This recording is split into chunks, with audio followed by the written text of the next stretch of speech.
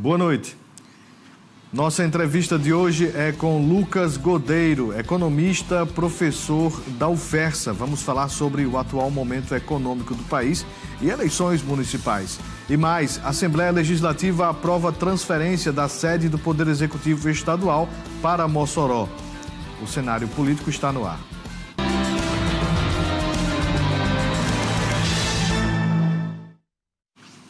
Boa noite para você, minha amiga telespectadora. Boa noite para você, meu amigo telespectador. Estamos começando mais uma edição aqui do Cenário Político TCM, ao vivo para toda Mossoró e várias cidades que possuem os serviços da TCM. Você aí que está nos acompanhando nesta noite de terça-feira, pode já mandar a sua pergunta referente à economia aqui para o nosso entrevistado, o professor Lucas Godeiro. Você está observando como essa corrida eleitoral com relação às propostas na área econômica? Mande aqui a sua mensagem, a sua interação através do @Cenário Político TCM, é o nosso Instagram, e também no WhatsApp 988028941. No programa de hoje, a gente vai trazer também a informação sobre a transferência da sede do Poder Executivo Estadual aqui para Mossoró, já a partir desta quinta-feira até a próxima terça-feira. Já já a gente fala sobre isso. Tem também as agendas dos candidatos à Prefeitura de Mossoró para amanhã, quarta-feira. Mas agora a gente fala sobre a sessão desta terça-feira na Câmara de Mossoró, que teve apenas 17 minutos. Foi prejudicada por falta de quórum. Na pauta estava aí a votação do requerimento de afastamento do vereador Isaac da Casca. E mais uma vez, nessa legislatura, cadeiras vazias do plenário mais cedo do que o esperado. A 55ª sessão ordinária da Câmara Municipal de Vereadores de Mossoró encerrou mais cedo graças ao velho conhecido, a falta de quórum. A sessão foi declarada prejudicada pela então presidente da sessão, Marleide Cunha, após a verificação ter sido solicitada pelo vereador Raélio Araújo. Nesse momento estavam no plenário presentes Tony Fernandes, Marleide Cunha, Osaniel Mesquita, Paulo Igor, Raélio Araújo, Carmen Júlia e o Ígenes do Gás, totalizando 7 vereadores, abaixo dos 8 necessários para poder se manter a discussão no plenário. Isso tudo aconteceu durante a leitura da pauta.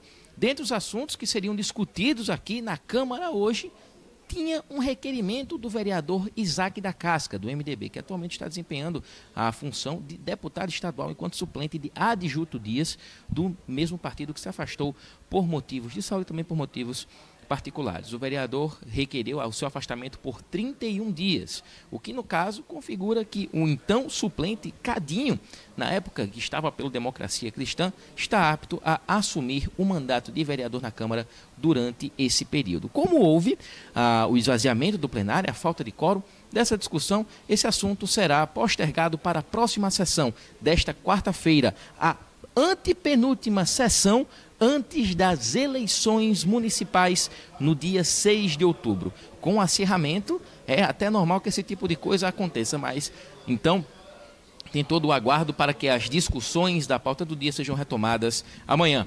Danilo Queiroz para o Cenário Político.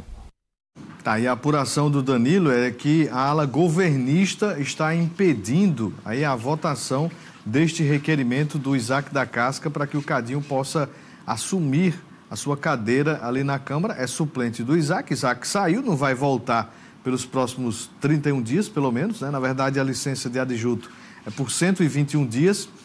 E aí é necessário que haja esta mudança na Câmara, Aconteceu o adiamento hoje, mas amanhã tem sessão.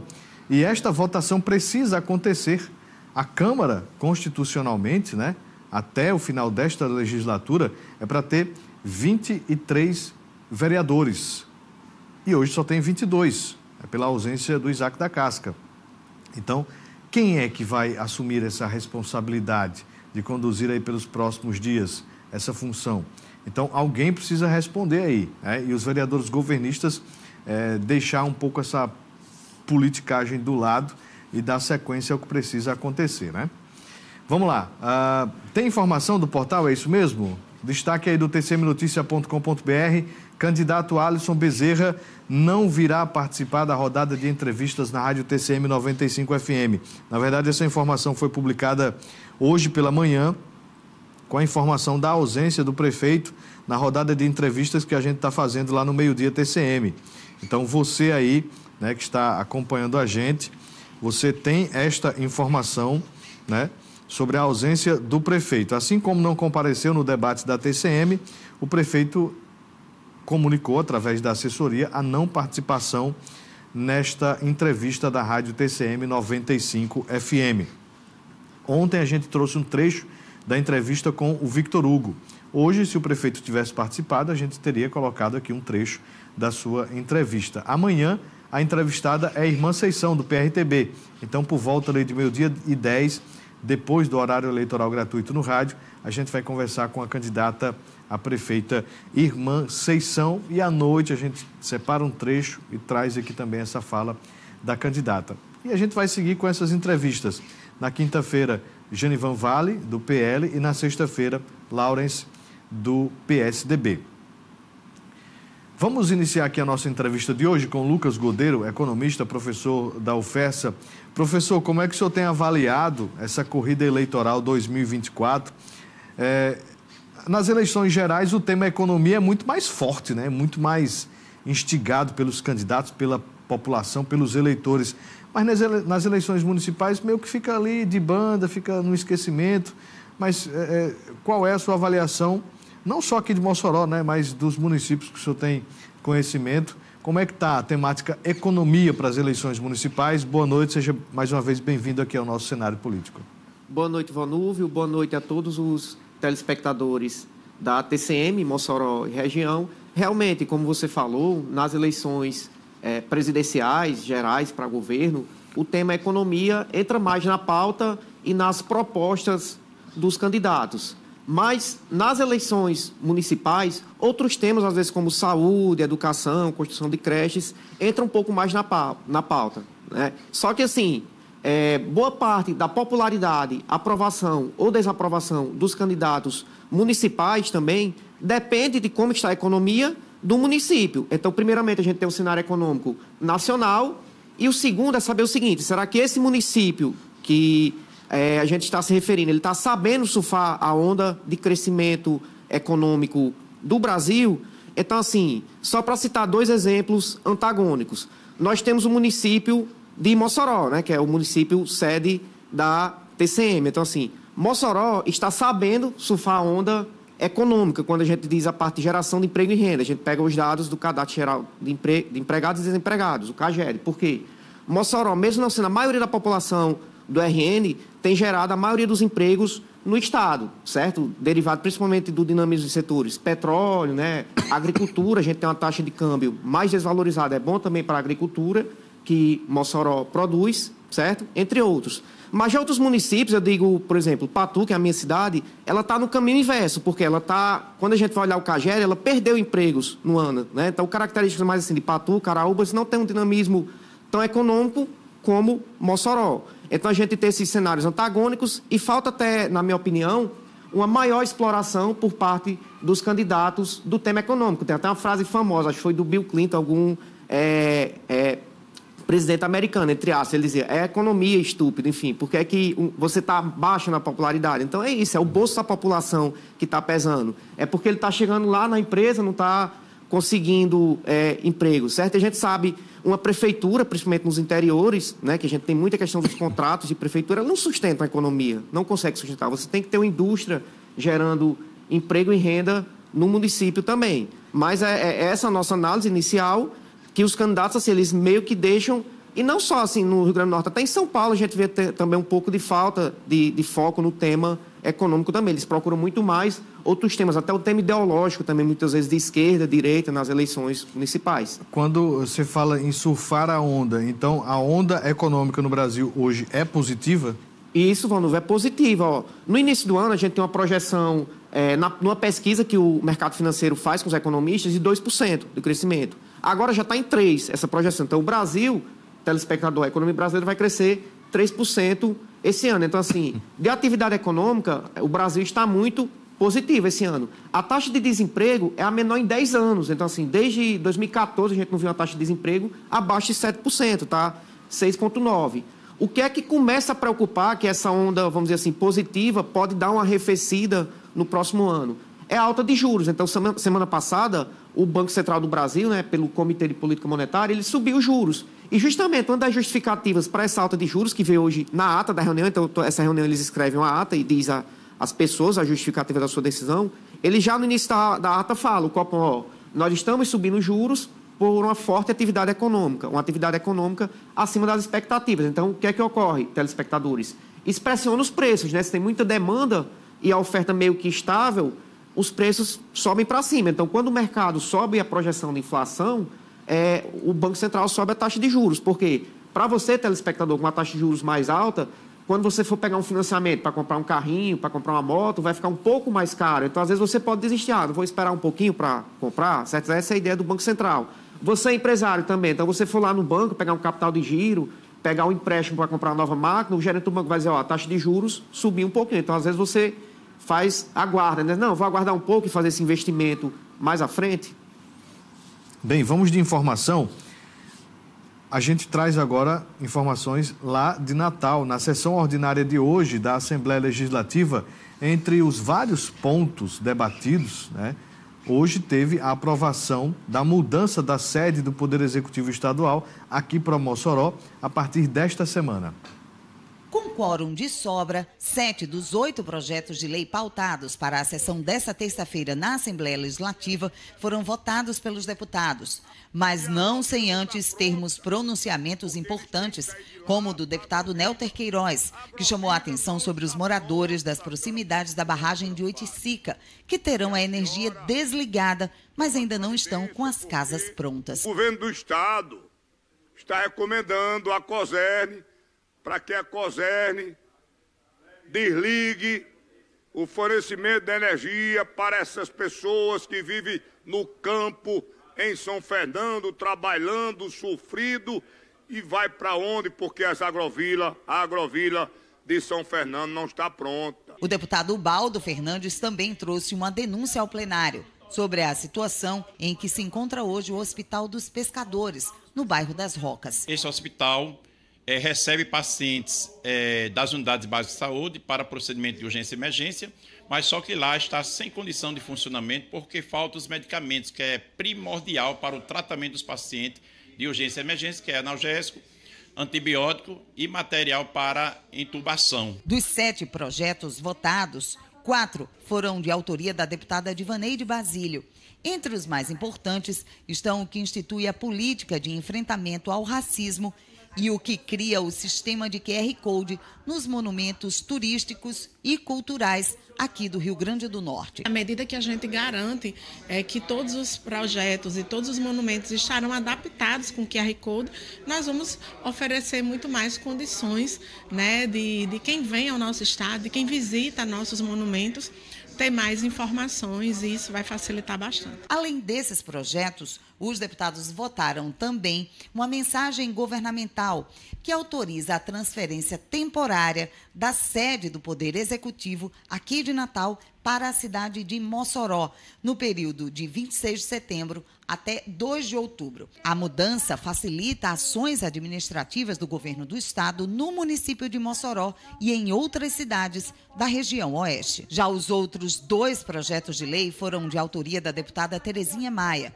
O mais importante deles, o que torna o estágio em unidades públicas de saúde experiências para concursos públicos. Tem o da saúde, né, que é para ser considerado como experiência a todos aqueles que estagiaram na rede pública e privada, né, do Estado, que quando for concorrer, na verdade, a seleção ou concurso público sirva como ponto, né, para que esse aluno venha conquistar a sua vaga de trabalho. Tá, e, portanto, a partir desta quinta-feira, dia 26, até a próxima quarta-feira, dia 2 de outubro, a gente vai ter Mossoró como sede administrativa do governo do estado. Já entrei em contato com a comunicação do governo e já solicitei a presença da governadora Fátima Bezerra aqui no nosso cenário político TCM para a gente falar sobre o segundo mandato, né, a segunda gestão da governadora aqui do Rio Grande do Norte. Já tem um tempo, né, que a governadora não vem aqui ao cenário político, então a gente está aí nestas tratativas para poder conversar com a governadora. Lembrando que vai ter a abertura, né, digamos assim, a cerimônia, né, da instalação do governo do Estado na quinta-feira, 10 horas da manhã, se não me falha a memória. Na sexta-feira tem a Assembleia Geral da UERN. Na segunda-feira tem, dia 30 de setembro, né, tem aqui o tradicional desfile de 30 de setembro. Né, então, é um período bem agitado aqui em Mossoró. Sem esquecer que estamos no período eleitoral também, né? Vamos voltar aqui à nossa conversa com Lucas Godeiro, professor de Economia da UFERSA. Professor, o senhor falava do momento positivo do Brasil e, no intervalo, o senhor me falava aqui que nos Estados Unidos está acontecendo o contrário. Lá, os juros estão baixando e aqui no Brasil os juros estão crescendo. Queria que o senhor explicasse por que isso acontece e se o Brasil, né, nesta questão do aumento dos juros, poderá trazer um cenário diferente para os próximos gestores a partir de 2025. Com certeza, Manu, explico com todo prazer. Então, assim, começando por Brasil, como a gente estava conversando, nós tivemos alta de 0,25% na taxa básica de juros Selic, então a Selic passou de 10,5% para 10,75%. E um dos motivos foi justamente a economia superaquecida, ou seja, tem um termo lá técnico que a gente chama hiato do produto. Então, o Banco Central citou lá na ata, o hiato está positivo. Resumindo para o telespectador, está muita procura, certo? E a oferta não tá crescendo no ritmo suficiente. Então, com isso, os preços sobem, pressiona para cima os preços. Então, o que é que o Banco Central sobe a taxa de juros. Com isso, a gente pode ter uma economia crescendo menos, não os 3%, mas vai crescer por volta de 2% no ano de 2025. Para os gestores públicos, a principal implicação é um pouco de uma arrecadação crescendo um pouco menos, certo? Então, a arrecadação do município depende de FPM, transferências, ICMS, arrecadação própria, IPTU e ISS, então eles podem se preparar um pouco para uma taxa de crescimento da receita não tão grande quanto esperado, porque nós já projetamos que essa taxa de juros até o final do ano vai chegar a 11,5% e vai continuar subindo em 2025 e pode chegar até a 12%. Certo? Então, realmente, isso freia um pouco a demanda e traz o crescimento econômico um pouco para baixo do Brasil. Falando de Estados Unidos agora, Estados Unidos é o inverso, porque eles estão com medo de uma recessão, ou seja, de uma queda no PIB americano e de uma alta no desemprego, ou seja, inclusive o desemprego americano já começou a subir. Então, quando a economia está enfraquecendo, telespectadores, o que é que o Banco Central faz? Ele faz justamente o inverso, certo? Então, assim, ele diminui os juros. Quando ele diminui os juros, na verdade, assim, ele está jogando mais dinheiro na economia, certo? Quando um Banco Central ele diminui juros, ele está colocando uma oferta maior de dinheiro na economia e, consequentemente, de crédito, de empréstimos. O Banco Central brasileiro está fazendo o inverso, ou seja, está retirando dinheiro da economia, ou seja, o dinheiro está ficando mais caro. Nos Estados Unidos, está ficando o dinheiro mais barato. Então, com isso, a expectativa é que lá a economia não tenha um crescimento, como a gente diz, negativo, né? Uma recessão. Certo? Então, assim, isso impacta, claro, o Brasil é a maior economia do mundo, principalmente, a gente até diz, quem vai viajar, certo? Quem vai viajar, isso para o dólar tende a ser negativo. Então, a gente tem uma desvalorização do dólar, uma valorização do real. Então, assim, o dólar que está em torno de 5,50 deve ir para 5,20. Então, para quem vai viajar, é bom. Já para a economia de Mossoró, em certos aspectos, que a gente exporta muito, melão e tal, isso aí tende a ser um pouco negativo, porque a exportação de petróleo, de melão, né? Isso aí, as empresas recebem menos reais quando vão trocar seus dólares. Então, meio que, vamos dizer, um gestor de política econômica de Mossoró já deve ficar de olho nessas variáveis. Ó. Qual o impacto na arrecadação das empresas no próximo ano, na receita, com a queda do dólar e, consequentemente, com a arrecadação de tributos? Inclusive, levantamento agora recente coloca o Rio Grande do Norte como uma economia que poderá ter um crescimento no PIB estadual. Né? Tem a ver com tudo isso, então, essa questão econômica atual do Brasil e essa situação também que se vê fora do Brasil. Com certeza, Valdo. Então, nesse sentido, a economia do RN, a gente diz que ela é muito volátil, certo? Ela pode crescer em um ano muito e no outro cair, porque justamente produtos como esse, a questão do dólar, né? Exportação de melão, de camarão, que depende do dólar. Então, se o dólar está alto, como está agora, 5,50, 5,60, é muito bom para a economia, certo? As empresas vão arrecadar mais quando converter. Petróleo, né? Deu uma subida hoje com tensões lá no Oriente Médio. É bom, a gente tem uma empresa, vamos dizer, de petróleo, que ela vende a preço de mercado, né? Uma empresa privada. Então, quando o petróleo está em alta, a receita, vamos dizer assim, da Brava Energia, que agora, né, mudou o nome, era 3R, é Brava, sobe, consequentemente, sobe a arrecadação do Estado. Mas, sei lá, tem uma recessão nos Estados Unidos, petróleo vai para, assim, $60 o barril. A receita dessa empresa vai lá para baixo, certo? Então, assim, por isso que é importante, em uma economia, tem uma dica aí para os gestores públicos, a diversificação, você não ficar exposto a um setor só, como petróleo, melão ou outro, ou seja, você ter de tudo na sua economia, né? Ter um pouco do setor turístico, incentivar um polo industrial, porque aí se o setor econômico vai ruim, o outro meio que compensa, você fica num cenário mais estável, né? Quando você tem a economia exposta muito a um setor, então quando aquele setor vai ruim, sua cidade, a economia vai lá para baixo. E como diversificar essa questão econômica, né? Para incentivar a geração de emprego? A gente conhece o cenário atual, aqui de Mossoró, por exemplo, com petróleo, com fruticultura, com serviços.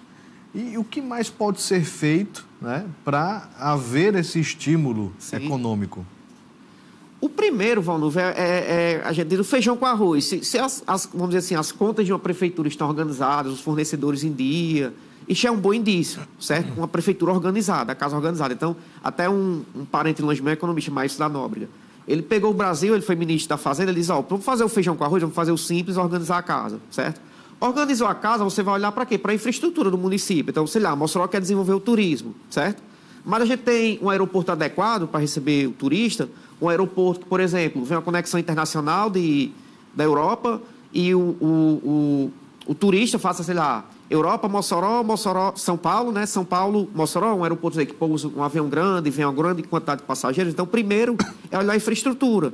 Como está a nossa infraestrutura de asfalto, né? De iluminação pública. Então, enfim, é a segunda coisa que o gestor deve cuidar. Organizando essas duas, aí sim, ele pode partir para a terceira etapa.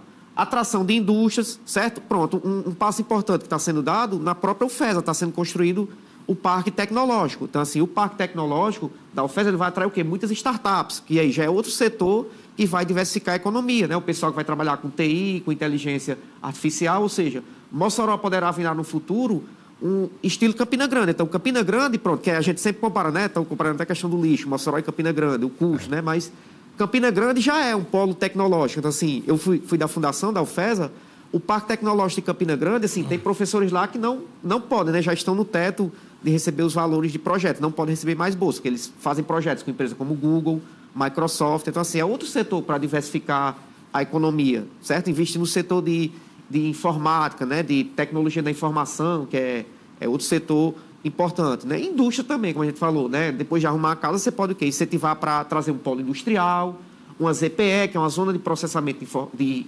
exportação que vem do governo federal e traz muitos incentivos fiscais para as indústrias se instalarem.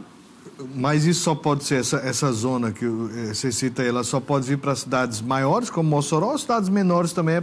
É possível de haver essa política, tendo em vista até questões geográficas de localização, enfim? Não, é super possível, inclusive os procedimentos para a abertura da ZPE foram super simplificados, né? Inclusive até o governo anterior, o governo do presidente Bolsonaro. Então, assim, a cidade demonstrando potencial, demonstrando interesse e procurando o Ministério da Fazenda agora, da Economia, é um trâmite que era bem burocrático, mas realmente se tornou bem simples. Então, assim, para os gestores públicos, municipais, é uma ótima fonte de geração de emprego e renda, porque ele traz as empresas, a indústria vai se instalar, vai meio que fazer a transformação, depois aquilo ali vai ser escoado, a produção, né? Então, para escoar a produção também já entra também o governo estadual, e quem mantém uma infraestrutura adequada, né, que está começando a reformar as estradas, das estradas do RN. Então, assim, é todo um ciclo, é uma cadeia, onde uma coisa depende da outra, é um conjunto que faz, vamos dizer assim, o empresário decidir se instalar em cidade A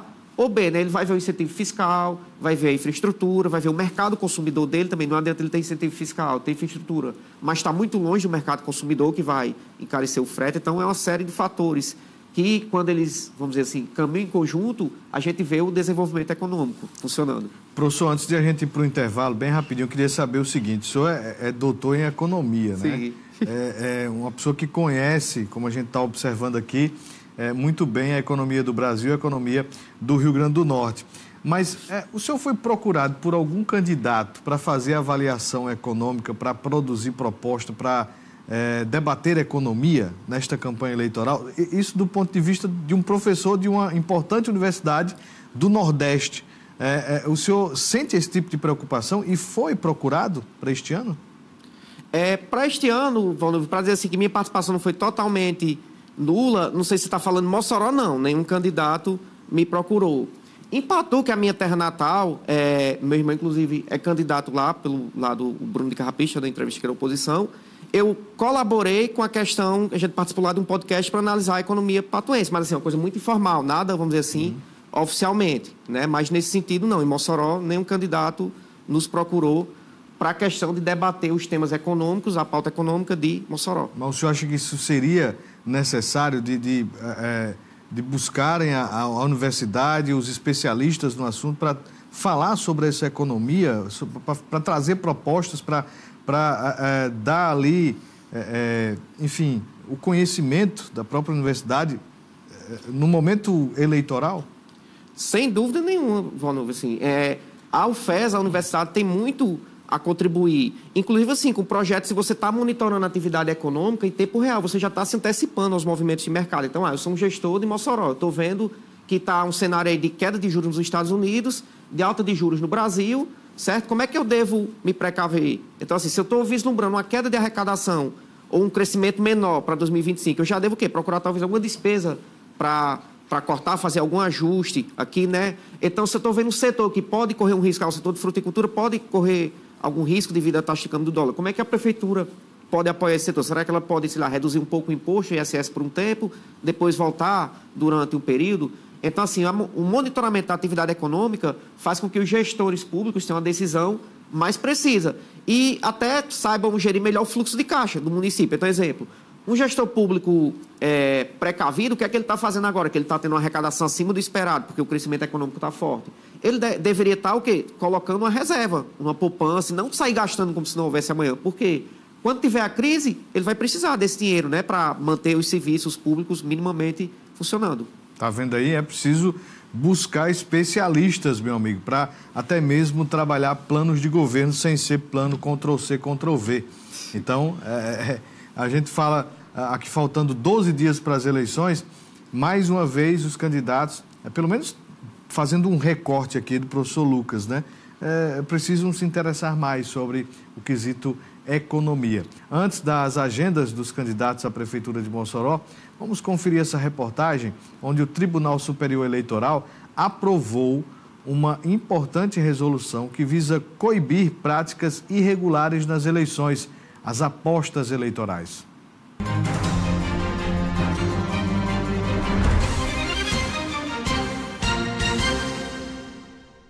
A nova norma proíbe as apostas sobre resultados das eleições, uma prática que cresceu em um vácuo legal e que já tinha acendido um alerta no TSE.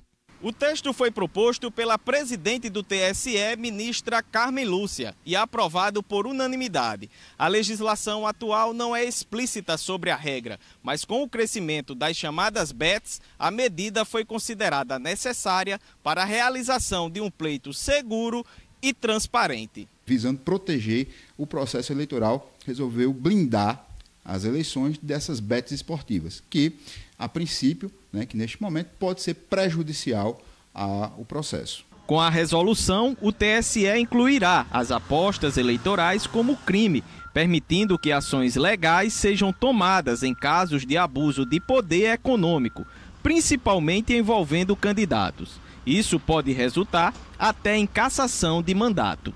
Até agora, o fenômeno das bets eleitorais já foi identificado em pelo menos 11 capitais brasileiras. O TSE está atento e preparado para lidar com essa nova realidade que pode ameaçar a lisura das eleições. De que forma as bets poderiam interferir no processo eleitoral? Olha, temos aí já a questão que eu falei do crime eleitoral e também a questão do abuso do poder econômico. Sabemos que quando a bet, esse sistema de aposta, movimenta uma quantidade alta de valores, isso aí pode desequilibrar. De repente, uma cidade está tendo essa banca, essa bet, abre essa frente de aposta e aí determinado candidato está na frente. A população que visa apostar, ele naturalmente vai seguir o quê? Aquele candidato que já está na frente, aquele candidato que tem chance de ganhar. Então, ele pega o dinheiro, aposta naquele candidato.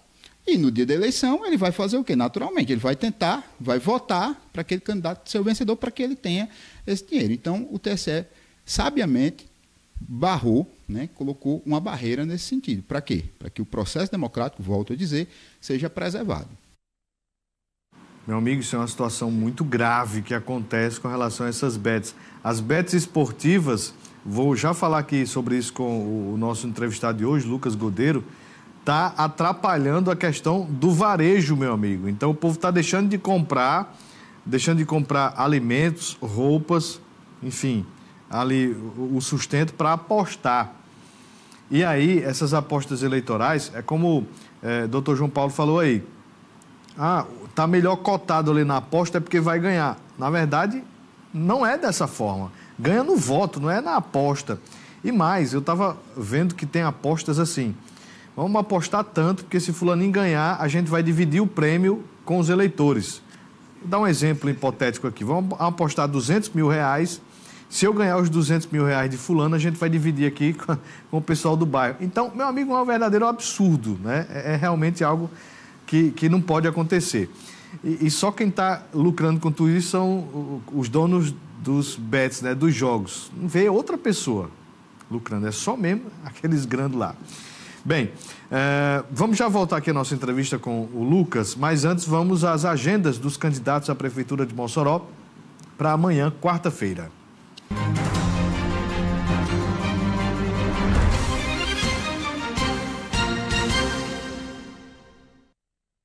Do candidato Alisson Bezerra, que tem como vice Marcos Medeiros, da coligação Mossoró do Povo. Nesta quarta-feira, dia 25, Alisson, das 8 da manhã às 4 da tarde, visita empresas. Das 4 da tarde até às 10 da noite, tem maratona nos bairros Pereiros, Belo Horizonte e Barrocas. Virando, vamos à agenda do candidato Genivan Vale, que tem como vice Nayara Gadelha, da coligação Mossoró de Verdade. Nesta quarta, dia 25, das 8 da manhã às 4 horas da tarde, tem visitas pontuais e privadas. Às 5 horas da tarde, tem caminhada no bairro Ouro Negro. Agenda da candidata Irmã Seição, que tem como vice Edson Lobão, do PRTB. Nesta quarta-feira, às 9 horas da manhã, tem visita ao local onde vai ser construído o Hospital Municipal de Mossoró. Às 10 horas da manhã, tem reunião com o pastor Miranda, presidente da Assembleia de Deus em Mossoró. Ao meio-dia, participa de entrevista na 95 FM. E às 7 horas da noite, reunião com a equipe da campanha. Vamos agora à agenda do candidato Lawrence, que tem como vice Carmen Júlia, da coligação Mossoró Mais Forte. O candidato não enviou agenda. Agora a agenda do candidato Victor Hugo, que tem como vice Marrocos, do partido UP. Nesta quarta-feira, o candidato não enviou agenda. E a gente reforça aqui aos assessores das campanhas que as agendas precisam ser enviadas até às 5 horas da tarde para que a gente possa fazer a nossa edição e informar aqui a nossa audiência. Vamos voltar aqui à nossa entrevista, mas antes, mando um alô aqui para o professor Antônio Félix. Ele está dizendo que é lamentável a falta de respeito dos vereadores que não compareceram à Câmara, que esvaziaram o quórum, né, prejudicando aí a sessão. Verdade, lamentável. Um abraço para o Janilson, também aqui conosco. Quem também manda mensagem é Edilene Moraes, Nonato Gomes, Ageu. Muito obrigado, pessoal aí do Van Rosado. Quem também manda mensagem aqui para a gente é o Tibúcio Marinho. Um abraço, Tibúcio, acompanhando aqui a gente.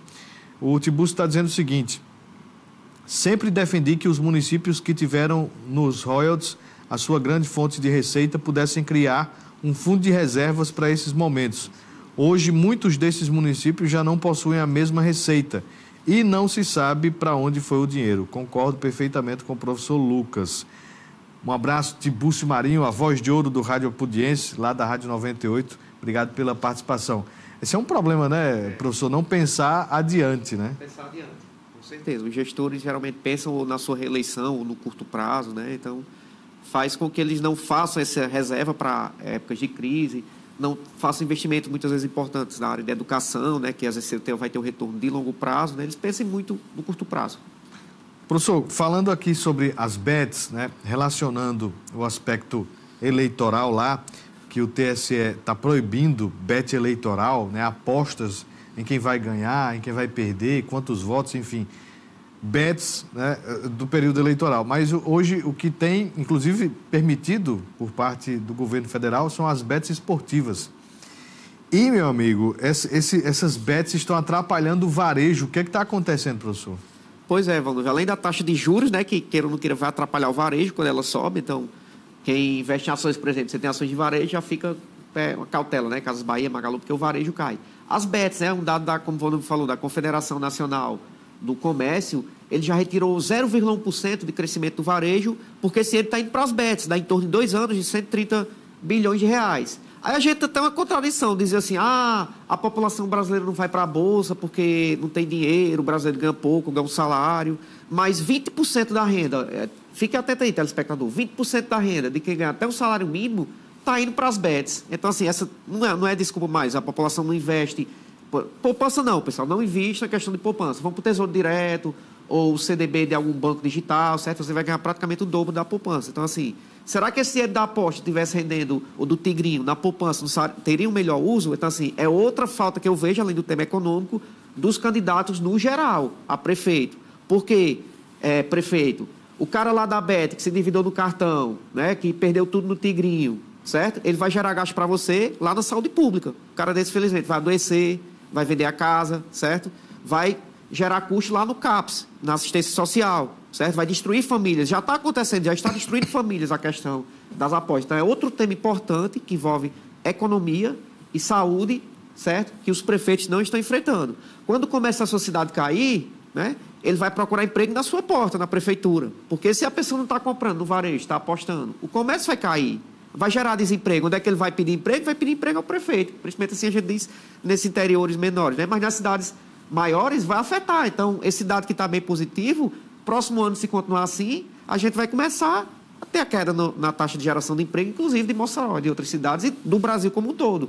E a crítica vai para todo mundo, o próprio governo federal. O governo federal está achando bom porque vai arrecadar, mas tem a questão de saúde pública. Então, a hora ele vai ter que enfrentar o problema e a situação. Professor, o senhor como, de fato, um docente nesta área que vê do micro ao macro e tem tudo isso na ponta da língua, o senhor acha pertinente hoje, por exemplo, um candidato a prefeito informar no seu plano de governo que vai criar uma disciplina de educação financeira para as escolas municipais? Isso é necessário? É necessário, é urgente, Ivanildo, é urgente, assim. E como a gente vinha conversando, muitas vezes você faz com parceria com as universidades. Você não tem equipe, por exemplo, você pode fazer um projeto com a UFESA, né, até vendendo peixe, com o curso de contábeis, do qual eu faço parte, economia.